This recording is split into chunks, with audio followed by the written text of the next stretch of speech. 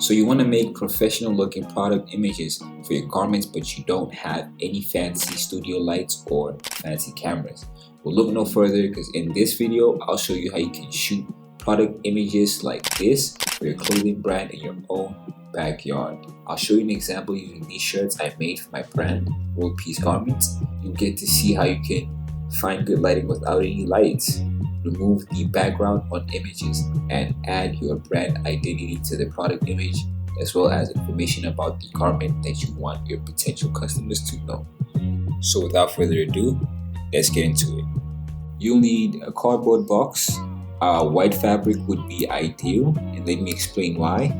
We use a surface because sometimes the garment catches a bounce light from whichever other surface is on. So if, for example, you use a red piece of fabric, you'll find that when you crop your images, your garment will have a red tint around the edges, and there's no real good way to fix this.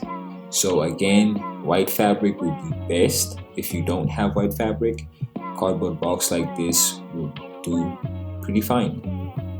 You also need your garment, whichever piece of clothing you are shooting for the day, and you'll need a camera, of course. On the computer, I will be using Adobe Illustrator. If you don't have Adobe Illustrator, you can use any other free photo manipulation software like Krita. So when you're shooting, you need to find a place that is in shadow but is close to the light. You don't want direct sunlight because that would be too bright, but the ideal is to find a shade with a lot of ambient light in it. Lay your surface down first and put your garment on top, and place the camera or your phone above the garment parallel to the ground. Capture your images. Take at least 3, playing with the focus and the ISO settings. This is the sun icon on your camera. Take other pictures at whichever angle you want, some close up, some wide shots, whatever you like. Try to find an even better spot and take pictures there too. It's hard to tell from just taking the pictures which set will have the best lighting situations. So it's always best to capture various lighting scenarios and pick when you get to your photo manipulation app. In Illustrator, I'm going to start a new file and set the dimensions of your artboard. I'm going with 2000 by 2000 pixels. I also choose the option to start with 3 artboards. You can rearrange your artboards by using the artboard tool like I'm using here. And if you have smart guides switched on, they can help you align the artboard with the others. Then you want to create a new layer and name that backgrounds, name the other layer images, and make another layer called text.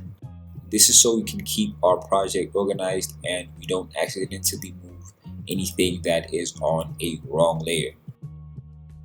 Next, you want to drag your images from your Finder directly into Illustrator. You want to resize your images and make sure that they're all on the same layer, labeled images. After comparing your images, you're going to pick the ones that you like best based on the lighting and how clear the garment is. I start by rotating the image a little bit so that it's more upright, and then next we are cropping the image. Now to crop the image, you want to use the pen tool, and you're going to just select your pen tool like I am doing here, and you are just going to draw a line following the edge of your garment. It's going to trace all around it and close that shape.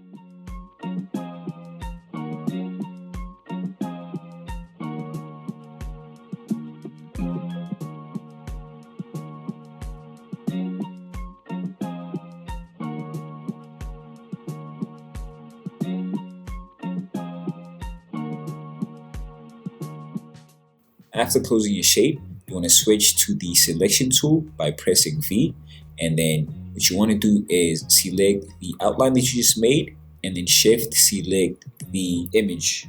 Then you want to press Command 7 or Control 7 if you are on a PC. And there you have a cropped image of your garment without a background. Rearrange your layers so that your images layer is above your backgrounds layer and below the text layer. You're going to use the rectangle shape tool to create a square that is the same size as your artboard. Here I'm moving our square from the images layer to the background layer, and as you can see, I hit the drop down menu and I just drag the shape down to the layer below.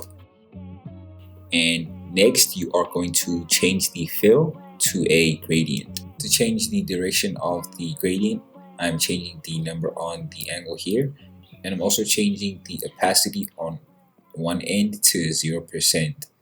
Then I select my shape, open the opacity settings, and play with the opacity until I find one that I like.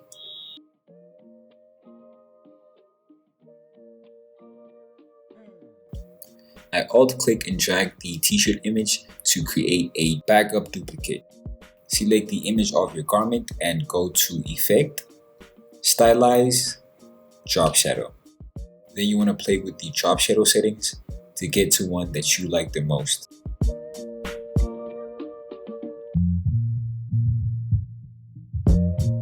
Select the text tool and make sure that you are on your text layer. You can lock the other layers to make sure of that, and then start typing out what you want to be on your product image. You can play with the color of your text, the opacity, if you want drop shadows, all kinds of different things. Use shapes. Here really it depends on you what you want to put here, but you're just going to see me put what I want to put here. To align everything, you want to select it, click on the align option, and then in align to, you want to select align to artboard, then select the horizontal align.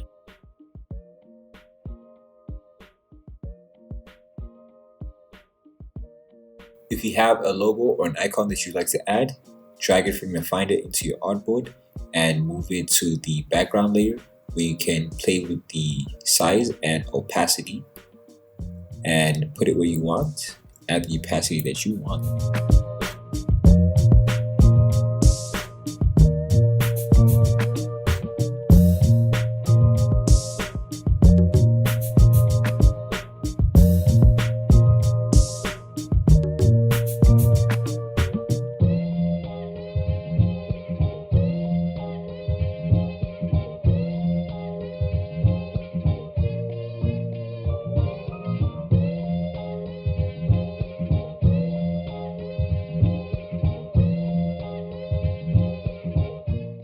Then what you want to do is do the same for the other images. Just crop, start a background, and add text.